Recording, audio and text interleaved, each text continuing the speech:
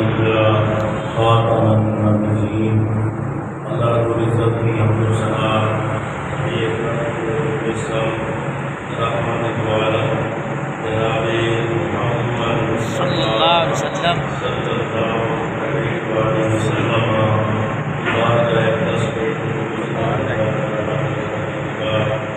انتہائی واجب احترام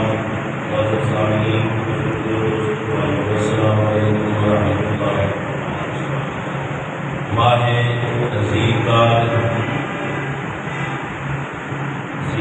کا آخری جمعہ مبارک آج ہم اللہ کے فضل سے ادا کر رہے ہیں۔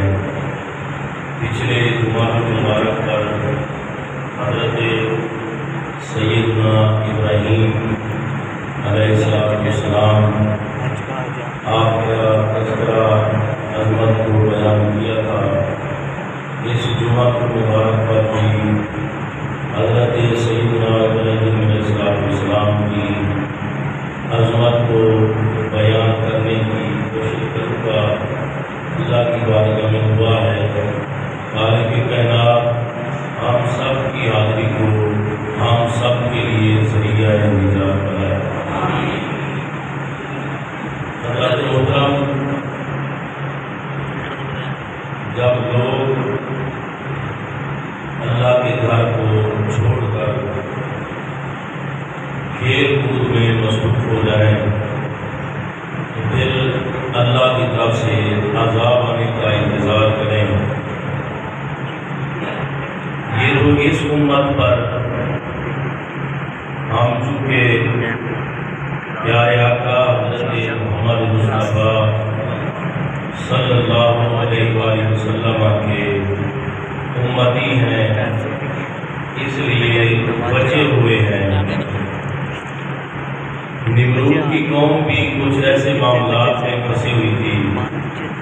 اس وقت چونکہ وہ پوری دنیا کا حاکم تھا، ہر سال عید مناتے، میلے پہ جاتے، اور ان کا طریقہ کار یہ تھا اچھے اچھے کھانے پکا کر، اچھے اچھے کھانے پکا کے انہیں اچھے اچھے برتنوں میں ڈال کے بتوں کے سامنے رکھ کے چلے جاتے میلے میں۔ اللہ اکبر۔ اور میلے میں جا کے سارا دن وہاں کھیل کود میں رہتے مصروف، رات کو آتے، واپسی آ کے اپنا اپنا کھانا لیتے اور بطور تبرک سے کھاتے۔ یہ ان کا طریقہ کار تھا۔ ایک بات ذہن میں رکھ لیں، میرے نبی کا ارشاد ہے کائنات میں سب سے زیادہ بری جگہ بازار ہے۔ سب سے گندی جگہ کیا ہے جی؟ بازار ہے۔ اسی بولنا نہیں کیونکہ آپ کا بھی بازار جانا ہونا ہے۔ اللہ اکبر۔ جانا چاہیے ضرورت کے مطابق، لیکن آج کل کے ہمارے جو نوجوان جاتے ہیں نا، وہ جس ضرورت کے مطابق جاتے ہیں وہ ہمیں پتہ ہوتا ہے۔ بازار بندہ جائے لیکن ضرورت ہو تو پھر جائے، کچھ لینا ہے پھر بندہ چلا جاتا ہے۔ ایسے منہ چک کے ٹر جانا، یہ تو بہت ہی خلاف شرع بات ہے۔ اللہ اکبر۔ تو المیہ ہمارے لیے یہ ہے کہ آج کے اس دور میں بازار میں چلے جائیں تو سارا بازار آپ کو فل نظر آئے گا۔ مسجد میں آئے تو 2 صفحے۔ اللہ اکبر۔ المیہ ہے ہمارے لیے، بازار میں بازار فل ہے، مسجد میں آئے تو 2 صفحے۔ میرے نبی نے فرمایا سب سے بری جگہ کون سی ہے؟ بازار۔ اور نبی پاک کا آج کے غلام کلمہ پڑھنے والا بری جگہ پہ چلا جاتا ہے۔ بری جگہ ہے اور سب سے اچھی جگہ کیا ہے؟ مسجد۔ مسجد میں 5 وقت کی اذان ہوتی ہے، مجھے بتائیں کیوں ہوتی ہے؟ یاد دلانے کے لیے ہوتی ہے، بندے سے پڑھ کے آئے۔ 5 وقت کی اذان نہ ہوتی تو بندہ ہی نہ۔ یہ 5 وقت کی اذان ہوتی ہے کہ آ جاؤ اللہ کے گھر میں، حی علی الصلاۃ حی علی الفلاح، کامیابی کی طرف آؤ، دوڑ کے آؤ۔ کامیابی اللہ کے گھر میں ہے۔ کبھی آپ نے سنا ہے بازار سے کوئی آواز آئی ہو حی علی الفلاح حی علی الصلاح؟ تو بازار سے کوئی آواز نہیں آتی۔ بھائی بازار کا یوں کہا جائے شیطان کا گڑھ ہے، اور اللہ کے گھر میں اللہ کی رحمت نصیب ہوتی ہے۔ تو جہاں بلایا نہیں جاتا، اب اپنے خود ذہن میں یہ بات آپ سوچے، ہر بندہ سوچے، بازار میں بلایا نہیں جاتا، پتہ پھر دوڑ کے جاتا ہے، وہاں اعلان نہیں کیا جاتا، کسی کو کہا نہیں جاتا کہ آ جاؤ چیزیں سستی ہوگی لے لو، لیکن اللہ کے گھر میں 5 وقت اذان ہوتی ہے، 5 وقت یہ باہر کا سپیکر کھولا جاتا ہے تاکہ آ جائے کہ حضرت صاحب آ گئے، نہ بھی کھلیا ہو تو پھر بھی آنا چاہیے، جو میرے آنا ہی آنا ہے۔ 5 وقت کی اذان ہوتی ہے بھائی، 5 وقت کی اذان۔ بڑے بدبخت ہیں وہ جو مسجد کی گلی میں تو کھڑے رہتے ہیں پر جمعہ پڑھنے کے لیے نصیب نہیں ہوتا۔ اللہ اکبر۔ جمعہ پڑھنے کے لیے مسجد میں دخول نہیں ہوتا، مسجد میں داخلہ منع ہے۔ تو آپ کیا سمجھتے ہیں کہ اللہ راضی ہے ہم سے؟ نہیں، اللہ خوش ہے ہم سے؟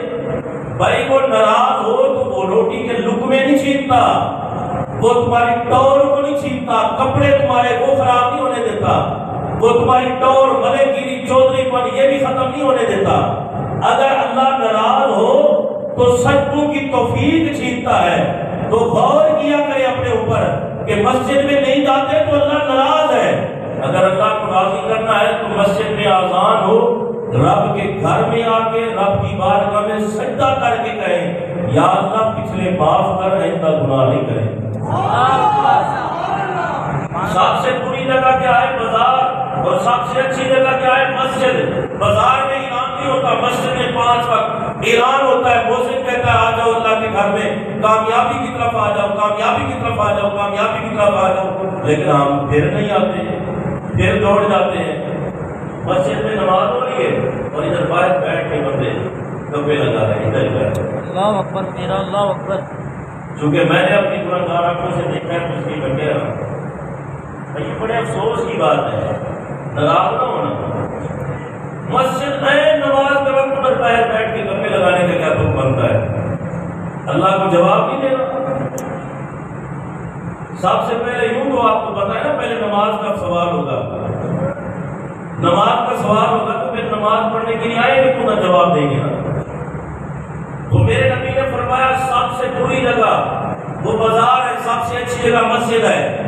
قوم نمرود میلہ منانے کے لیے جاتی، کھیل کود میں سارا دن مصروف رہتی، رات کو واپس آتی۔ ابراہیم علیہ السلام بت خانے میں گئے، اللہ کے پیغمبر تھے چکے، آپ نے اپنا کام شروع کیا، بتوں کو توڑا، توڑ کے بڑے بت کے کندھے پر کلاڑی رکھی۔ جب رات کا وقت ہوا لوگ واپس آئے، انہوں نے رونا پیٹنا شروع کر دیا، ہمارے خداؤں کی کس نے توہین کر دی، خداؤں کو کس نے توڑ دیا۔ نمرود کے پاس کیس گیا، اس نے ابراہیم علیہ السلام کو بلایا، ابراہیم علیہ السلام جلوہ گر ہوئے۔ جو نمرود کے پاس آتا ہے سجدہ کرتے ہوئے آتا ہے، جب حضرت ابراہیم خلیل اللہ ہے یوں ڈنکے کی چوٹ پہ آئے۔ اچھا ایک بات اور بھی میں کر دوں، اگر کسی کی پارٹی ہو نا، پارٹی کسی کی بھی پارٹی ہو، بندہ کسی دوسری پارٹی کا چلا جائے اس پارٹی میں اکیلا، تو وہ اپنی پارٹی کی بات نہیں کرتا، وہ کہتا ہے اگر میں بات کروں گا تو سارے اٹیک کریں گے مجھ پہ، ہو سکتا ہے مجھے باہر دیں، جان لے لے میری۔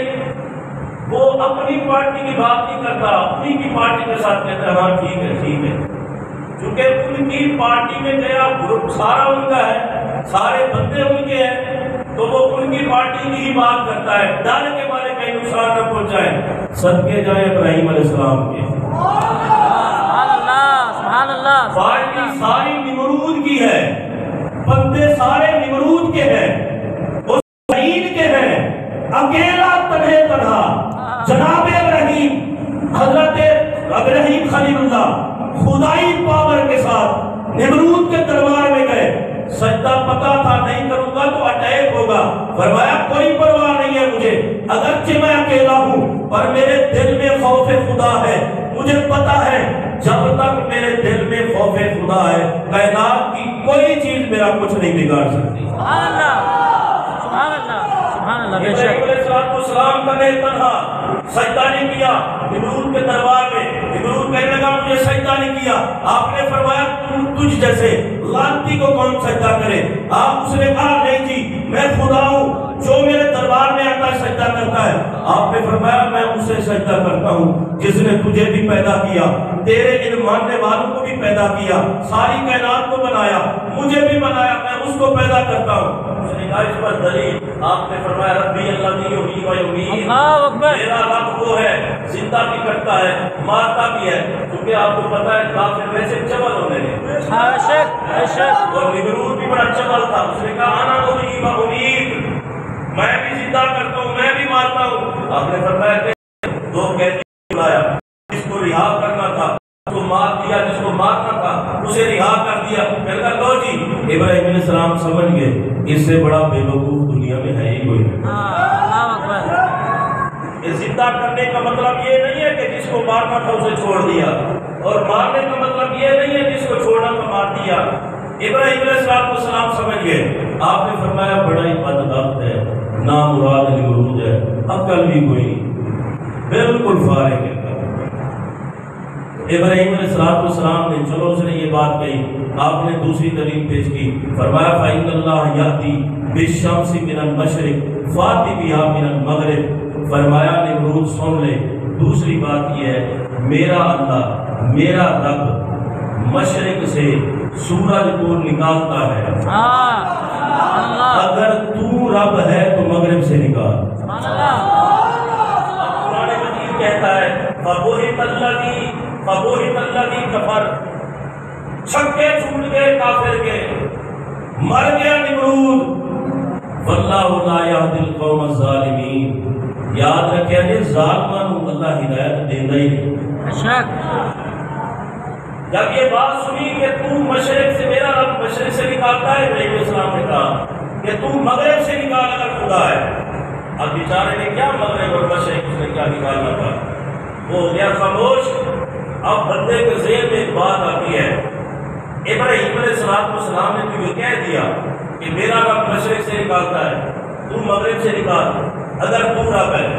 ذہن میں ایک سوال پیدا ہوتا ہے، اگر وہ لعنتی ابراہیم علیہ السلام کو کہہ دیتا اے ابراہیم اگر تیرا رب سچا ہے تو تو اپنے رب کو آپ کو مغرب کو کٹے۔ ایک ذہن میں بات آتی ہے کہ بندہ سوچتا ہے کہ ابراہیم علیہ السلام نے یہ کہہ دیا، اگر وہ لعنتی یہ کہتا ابراہیم تیرا رب اگر سچا ہے اپنے رب سے کہے کہ وہ مشرق کی بجائے مغرب سے نکالے۔ یہاں پہ سننے والی بات ہے، دل پہ لکھنے والی بات ہے۔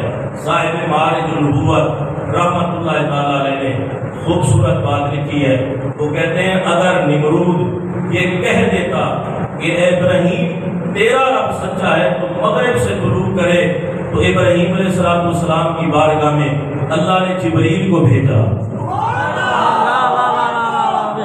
پیار سے کہہ لے سبحان اللہ۔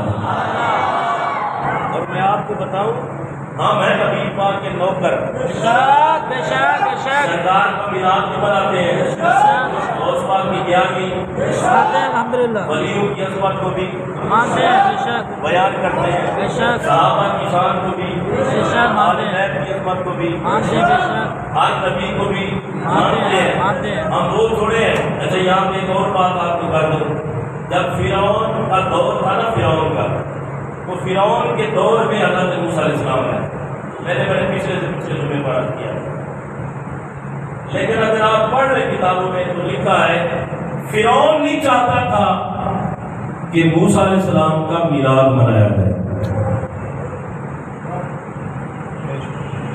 فرعون نہیں چاہتا تھا کہ حضرت موسیٰ کا میلاد ہو، وہ جناب موسیٰ کے میلاد کا منکر تھا۔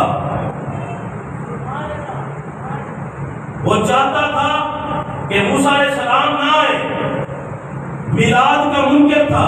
کون تھا؟ فرعون، کافر تھا۔ ابراہیم علیہ السلام کی ولادت ہوئی، نمرود چاہتا تھا ابراہیم کا میلاد نہ ہو۔ نمرود جناب ابراہیم کے میلاد کا منکر تھا، فرعون موسیٰ علیہ السلام کے میلاد کا منکر تھا، تو آپ بھی کچھ سمجھ لیا کریں جو میلاد کے منکر ہوتے ہیں یا فرعون کی پارٹی کے ہوتے ہیں یا نمرود کی پارٹی کے ہوتے ہیں۔ بے شک جڑا ہن میلاد مصطفیٰ کا منکر ہوئے۔ اللہ اکبر۔ اس لیے اللہ کا شکر ہے کہ اللہ نے مجھ صحیح عقیدہ بنایا ہے اور مرتے دم تک اسی عقیدے پر ہمیں قائم دائم فرمایا۔ ہاں جی، ہر بندہ میلاد کا منکر نہیں ہوتا۔ تو ہمارے جو نبوت صاحب ہمارے جو نبوت کہتے ہیں، جبرائیل ابراہیم علیہ السلام کی بارگاہ میں ہے، کہا ہے پیارے خلیل اللہ کی طرف سے حکم ہے پریشان نہ ہونا۔ اے پیارے خلیل آپ نے جو یہ کہا پریشان نہ ہونا، اگر یہ نمرود کہہ دے کہ تیرا رب سچا ہے تو مغرب سے نکالے، اے پیارے ابراہیم پریشان ہونے کی ضرورت نہیں ہے، بس اشارہ کر دینا۔ اشارہ کرنا ابراہیم کا کام ہے، مغرب سے سورج کو نکالنا رب کائنات کا کام ہے۔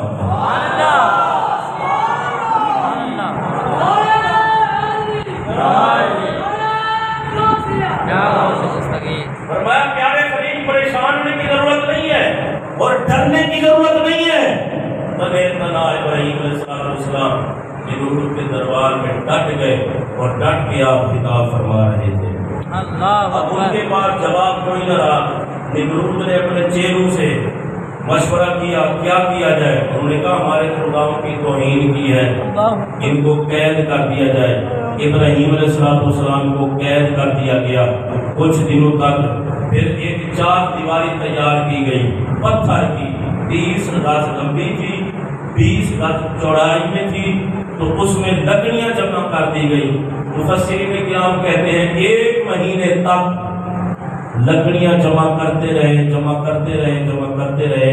1 مہینے تک جب وہ 4 دیواری بھر گئے اس کو جلایا گیا۔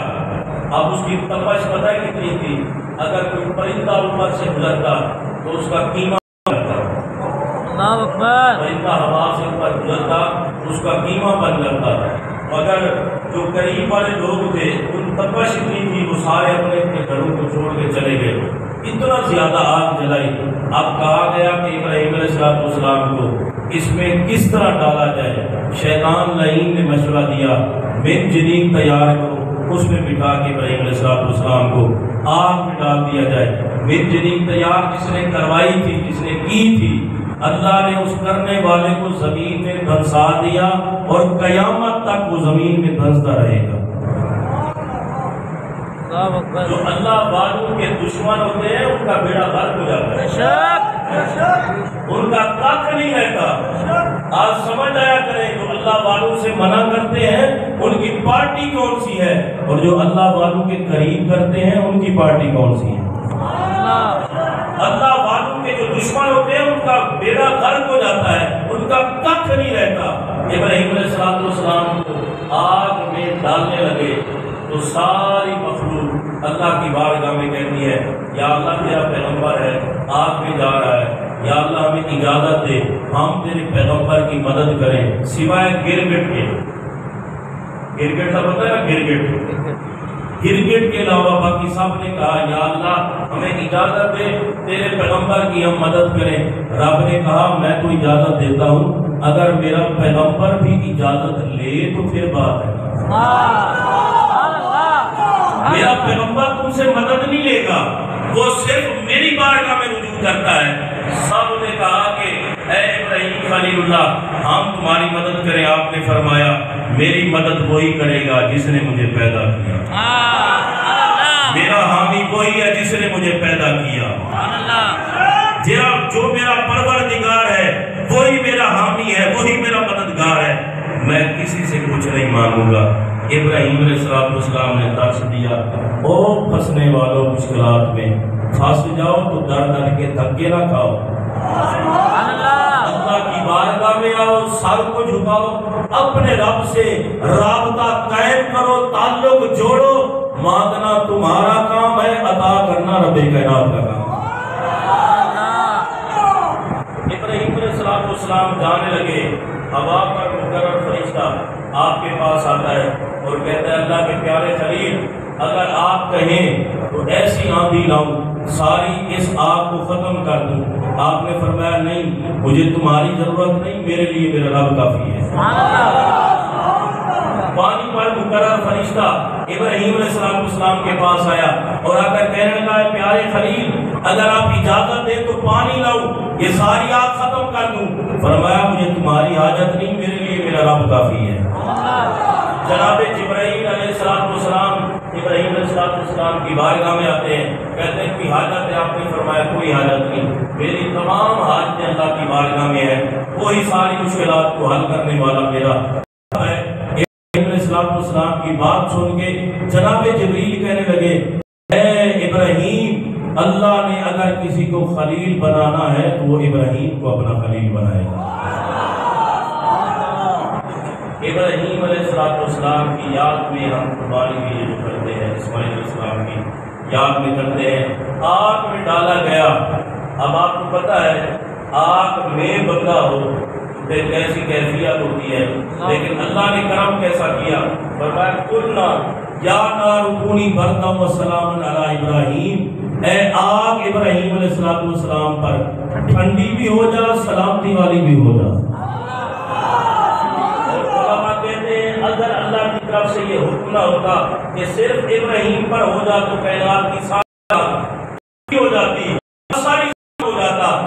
ابراہیم علیہ السلام پر اللہ نے مقید کر دیا کہ صرف یہی آگ ابراہیم پر ٹھنڈی ہو جا, باقی کوئی ٹھنڈی نہ ہو. ابراہیم علیہ السلام آگ میں جلوہ گر ہوتے ہیں. اگلی بات سنیں, بندہ آگ میں جائے تو پریشان نہ ہو, یہ کیسے ہو سکتا ہے؟ لیکن یہ اللہ کے پیارے خلیل ہیں, آگ میں جاتے ہیں تو مسکرا رہے ہیں. آگ میں گئے تو مسکرا رہے ہیں. نمرود لانتی مکان کی چھت پہ بیٹھ کے اوپر سے دیکھ رہا تھا. اس نے کہا میں نے تو اس لیے ڈلوایا تھا آگ میں چلا جائے تو جل جائے, یہ تو آگ میں گیا اور راحت و سکون میں آ گیا. اور لکھا ہے سیرت نگار نے لکھا ہے نمرود کی بیٹی دیکھ رہی تھی, اس نے جب ابراہیم علیہ السلام کو دیکھا تو اسے رہا نہ گیا, اس نے کلمہ پڑھا لا الہ الا اللہ ابراہیم خلیل اللہ. آگ میں چلی گئی ابراہیم علیہ السلام کے پاس, واپس آئی تو ابراہیم علیہ السلام کا کلمہ پڑھ کے واپس آئی. نمرود نے دیکھا اور کہنے لگا پاور تو بڑی ہے ابراہیم. اللہ اکبر. ابراہیم علیہ السلام کی عظمت تو بڑی ہے, شان تو بڑی ہے, لیکن اسے ڈر یہ تھا کہ میری مخلوق جو میں نے بنائی ہے بناوٹی مخلوق کیا کہے گی. اس نے بھی کلمہ پڑھ لیا ہے اور اس کے مقدر میں نہیں تھا کلمہ پڑھنا. اور علماء نے یہ بھی لکھا ہے ابراہیم علیہ السلام آگ میں تھے, آپ کی والدہ نے دیکھا تو آپ سے رہا نہ گیا, کہا اے ابراہیم میں آ جاؤں. اللہ اکبر. بھائی کوئی سیر پہ نہیں جا رہے تھے, ابراہیم میں آگ میں آ جاؤں. کہا اماں جان آ جائے. آپ کی والدہ آگ میں چلی گئی.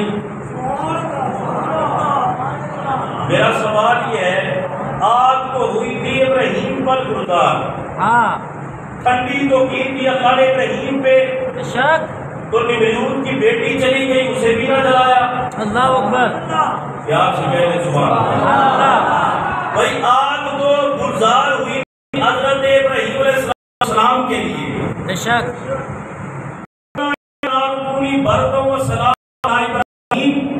ابراہیم کے لفظ ہیں.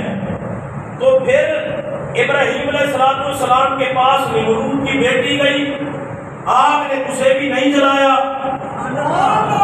ابراہیم علیہ السلام کی والدہ گئی, آگ نے اسے بھی نہیں جلایا. بھائی حد ہو گئی, آگ گلزار ہوئی تھی ابراہیم کے لیے, ابراہیم کی ماں کے لیے تو نہیں ہوئی تھی, ابراہیم کی بیٹی کے لیے تو نہیں ہوئی تھی. پھر یہ کیا مسئلہ ہے بھائی؟ تو توجہ سے سنیں, ابراہیم پر آگ گلزار ہوئی, فرمایا پیارے خلیل جس کو تجھ سے نسبت ہو گئی اس پر بھی گلزار کر دوں گا.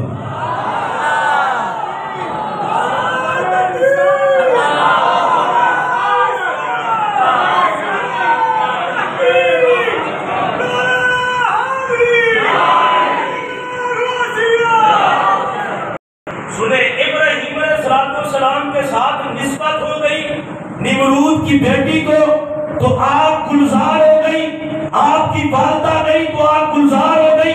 चूंकि निस्बत सी जनाबे खलीलुल्लाह से, मेरा सवाल ये है जिसको खलीलुल्लाह से निस्बत हो जाए उसको आग ना जलाए, तो जिसको हबीबुल्लाह से निस्बत हो जाए, और अकल के अंधे मुल्ला जरा सोच, इब्राहिम से निस्बत हो जाए तो आग जलाती नहीं। बंदा मोहम्मद का कलमा पढ़ ले तो फिर कैसे आग जलाएगी? ना खलीलुल्लाह से निस्बत रखने वालों को आग जलाती है। प्यार से कहे सुभान अल्लाह, जरा और मोहब्बत से कहिए सुभान अल्लाह। ना खलीलुल्लाह से निस्बत रखने वालों को आग जलाती है, ना हबीबुल्लाह से निस्बत रखने वालों को आग जलाती है, ना कलीमुल्लाह से निस्बत रखने वालों को आग जलाती है, ना ज़बीहुल्लाह से निस्बत रखने वालों से आग जलाती है। मेरा सवाल ये है जिनको मुस्तफा से निस्बत हो जाए आग ना जलाए, तो जिनकी रगों में मोहम्मद का खून आ जाए।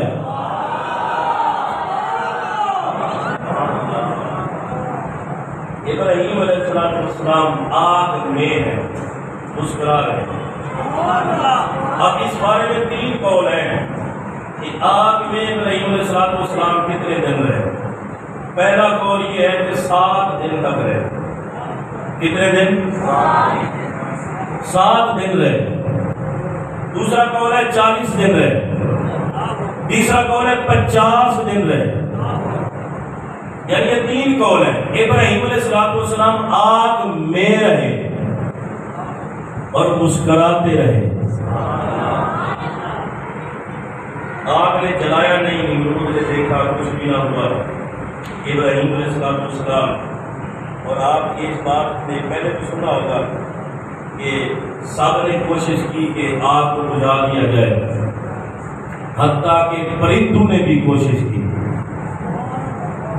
एक परिंदा है हुदहुद, हजरत सुलेमान अलैहिस्सलाम के साथ होते, जो बिल्कीस की तरफ जाते। हुदहुद, बताइए पानी का बादशाह क्यों बना? हुदहुद को पानी का बादशाह क्यों बनाया? और दूसरा है जानवर गिरगिट। इस लांती ने उस दिन क्या किया, दूर से बैठ के ना फूके मार रहा था आग को और भड़काने के लिए। तो मेरे पाक नबी सल्लल्लाहु अलैहि वसल्लम ने फरमाया, मन कातला वज़बन फी अव्वल ज़रबा, जिसने पहली ज़रब में गिरगिट को मारा, कुतिबत लहू हसनतु मिआ, फरमाया उसके लिए 100 नेकियां लिख दी जाती हैं। ये गिरगिट बड़ी नामुराद है। इसको मेरे नबी अलैहिस्सलाम ने फरमाया मार दो। हज़रत सैयदा आयशा सिद्दीक़ा रज़ियल्लाहु तआला अन्हा के घर में नेज़ा रखा हुआ था, तो एक खातून आई, उसने पूछा कि ये किसके लिखा है? आपने फरमाया हमारे आका ने हमें बताया है कि गिरगिट जहाँ मिले उसे मार, तो उसको मार लिया। तो हदीस पाक के अंदर हुजूर ने फरमाया ये छोटा फासिक है, ये दूर से बैठ के ना, दूर से बैठ के आ तो नहीं सकता था कहीं, और ना इसकी खून पहुंच सकती थी। असल में दिल की हालत को देखा जाता है। तो इब्राहीम अलैहिस्सलाम के बोझ में चूंकि फूंके मार रहा था, तो इसलिए इसके कत्ल का हुक्म हुआ। और बिल्कुल हुदहुद परिंदा वो अपनी चोंच में पानी लाके दूर से पानी फेंकता ताकि आग हल्की हो जाए। अल्लाह ने फरमाया प्यारे हबीब, गिरगिट को कत्ल किया जाएगा, और चूंकि हुदहुद ने मेरे खलील से प्यार किया है, उसे पानी का बादशाह बना दिया जाएगा। तो ये सारी निस्बत हजरत इब्राहीम अलैहिस्सलाम इतने दिन रहने के बाद से पाया तजर्बा कर हुए, अपनी कौम से आप बेज़ार हुए, फिर आपने वहाँ से हिजरत फरमाई। फ़लस्तीन से आप मिस्र की तरफ हिजरत करके रास्ते में आपने हज़रत सैयदा सारा रज़ियल्लाहु ताला अन्हा آپ کے چچا کی بیٹی ہے، آپ نے اسے نکاح کیا، نکاح کر کے چل پڑے، مصر میں پہنچے۔ بڑا ظالم بادشاہ وہاں رہتا تھا، جس کا کام یہ تھا میاں بیوی کو جب دیکھتا، جس کی بیوی اسے پسند آتی اسے اپنے پاس رکھ لیتا اور اس کے شوہر کو قتل کروا دیتا۔ ابراہیم علیہ السلام آپ کی زوجہ حضرت سارہ وہاں پر پہنچے۔ اس ظالم بادشاہ کے سپاہیوں نے خبر دی کہ ایک جوڑا آیا ہے، انتہائی حسین و جمیل ہے۔ اس ظالم بادشاہ نے حضرت سارہ کو بلایا اور مختصر کر رہا ہوں، حضرت سارہ کی طرف اپنی بری نگاہ سے جب ہاتھ بڑھایا نا تو اس کا ہاتھ ادھر ہی خشک ہو گیا۔ یہ حضرت سارہ کی کرامت سمجھ لیا، ہاتھ ادھر خشک ہو گیا، یعنی اسے فالج ہو گیا۔ یہ بڑی بری بیماری ہے فالج، اللہ معاف فرمائے، مسلمانوں کو بچائے اس بیماری سے، ہر انسان کو بچائے اس بیماری سے۔ اگلے تھوڑے دن پہلے دوست کی بیوی ہے بیچاری فالج ہوا، فالج کی وجہ سے دنیا سے رخصت ہو گئی۔ یہ بڑی خطرناک بیماری ہے۔ تو اس نے ہاتھ بڑھایا تو اس کا ہاتھ وہ فالج ہو گیا، خشک ہو گیا، رک گیا۔ اب اس نے توبہ کی، اس نے کہا اللہ کی نیک بندی اپنے رب کی بارگاہ میں درخواست کریں اللہ مجھے معاف کر دے، میں پھر ایسا کام نہیں کروں گا۔ حضرت سارہ نے دعا کی، اس کا ہاتھ ٹھیک ہو گیا، پھر اس کی نیت ہوئی، پھر اس نے التجا کی، پھر حضرت سارہ نے دعا کی، چند مرتبہ ایسا ہوا، پھر اس نے کیا کیا، حضرت سارہ کو ایک کنیز دی جس کو سیدہ ہاجرہ رضی اللہ تعالیٰ عنہ کہتے ہیں۔ حضرت ہاجرہ رضی اللہ تعالیٰ عنہا آج جن کی یاد میں ہم جاتے ہیں صفا مروا پر، جو لوگ گئے ہیں وہ ہر چکر میں یاد آتے ہیں۔ جب بندہ صفا مروا کی صحیح کرتا ہے ہر چکر میں جناب ہاجرہ کی یاد آتی ہے اور ہر چکر میں جناب اسماعیل کی یاد آتی ہے۔ تو حضرت سیدہ ہاجرہ رضی اللہ تعالیٰ عنہ آج لوگ جاتے ہیں تو کچھ لوگوں کو پتہ نہیں کیا مسائل ہیں، کیا مسئلے ہیں، انہوں نے یہ نہیں کرنا وہ نہیں کرنا، سرکار کی بارگاہ میں نہیں جانا۔ میں صرف اتنا پوچھتا ہوں یہ صفا مروا جو ہے یہاں چکر کیوں لگاتے ہیں؟ چکر کیوں لگاتے ہیں؟ اس لیے لگاتے ہیں کہ حضرت سیدہ ہاجرہ کی یاد تازہ ہو جائے۔ اب جو چکر نہیں لگائے گا اس کا حج مکمل نہیں، جو چکر نہیں لگائے گا عمرہ مکمل نہیں۔ میرا سوال یہ ہے جہاں سیدہ ہاجرہ کے قدم لگ جائیں وہ تو اللہ کی نشانیوں میں سے نشانی بن جائے، اور جہاں میرے محمد کے لگے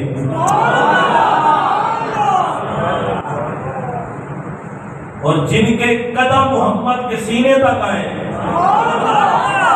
یہ محرم بالکل قریب ہے، ڈھیلی ڈھیلی سبحان اللہ کھل رہی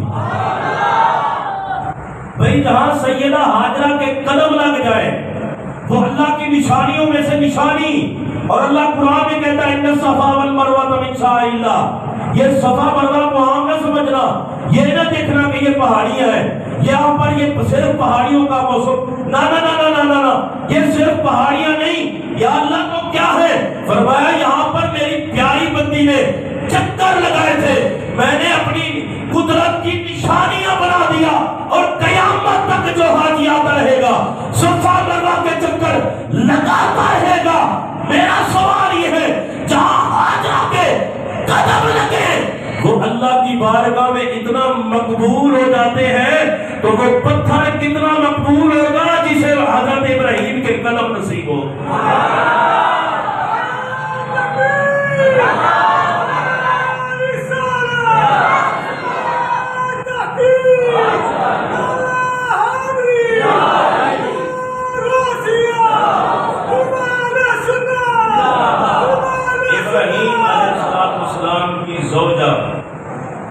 آپ کو دی حضرت ہاجرہ، بادشاہ نے نوکرانی دی، تو چل پڑے یہاں سے، آپ جہاں جانا تھا وہاں پہنچے۔ ابراہیم علیہ السلام کی دوسری شادی جو ہوئی وہ حضرت سارہ کی مرضی کے مطابق۔ یہ گل بڑی سنا رہی پہلے شرط میں کی ہو گئی۔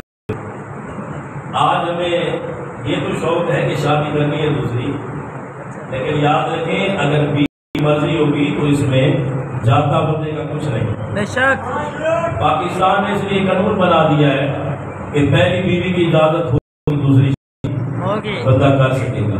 بے شک لیکن اگر کوئی بیوی خود اپنے خاوند کے لیے دوسری بیوی تلاش کرتی ہے تو یہ بھی حضرت سارہ کی سنت ہے. سبحان اللہ. حضرت سارہ رضی اللہ تعالی عنہ نے خود کہا ابراہیم علیہ السلام سے کہ آپ سیدہ ہاجرہ سے نکاح فرما لیں, اللہ ہو سکتا ہے آپ کو اس سے اولاد عطا فرما دیں. اور پھر حضرت ہاجرہ کے بدن اطہر سے اسماعیل علیہ السلام ہے. اسماعیل علیہ السلام کی اولاد سے ہمارے پیارے آقا ہے. یہ حضرت ابراہیم علیہ السلام کی زندگی کا مختصر سا حصہ جو آپ کے سامنے میں نے عرض کیا ہے. انشاءاللہ اگلے جمعہ المبارک پر عید کا بھی اعلان کریں گے. اگلا جمعہ